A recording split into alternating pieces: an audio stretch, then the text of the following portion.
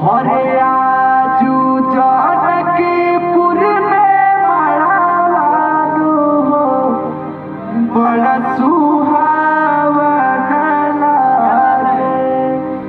हरे आजू जानकीपुर में मड़ावानु हो बड़ा सुहावन लागे। सीता के लागे